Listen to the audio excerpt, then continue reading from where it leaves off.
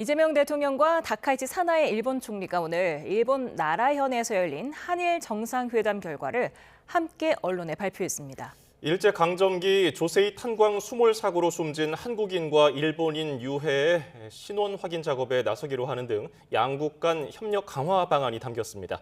일본 현지에 나가 있는 취재기자를 연결합니다. 강지원 기자.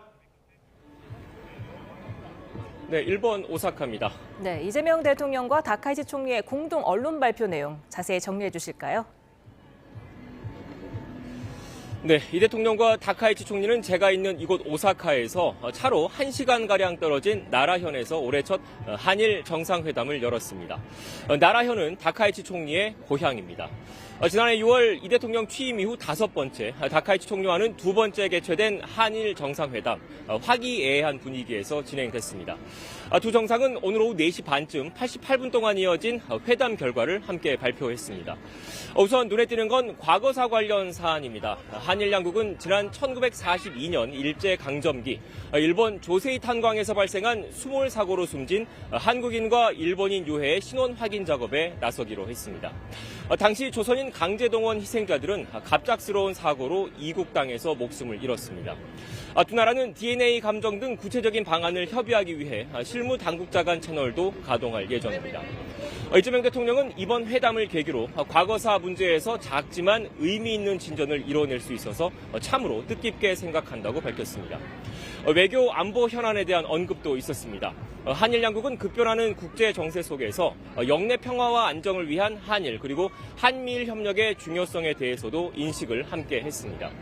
이 대통령은 특히 한국과 중국, 일본 이렇게 세 나라가 최대한 공통점을 찾아서 소통하며 협력해 나갈 필요가 있다는 점을 강조했습니다.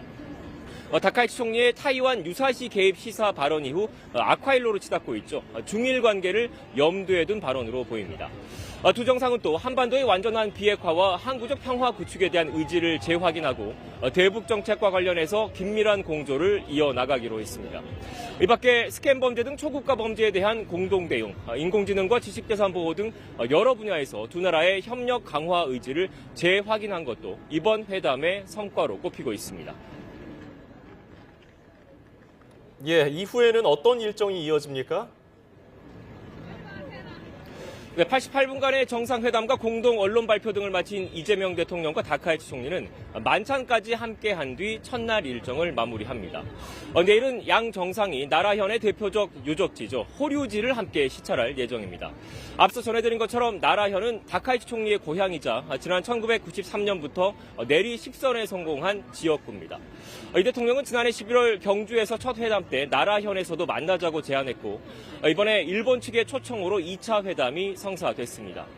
이 대통령은 어제 공개된 NHK와 인터뷰에서 다음엔 자신의 고향인 경북 안동으로 다카이치 총리를 초청하고 싶다고 말하기도 했습니다.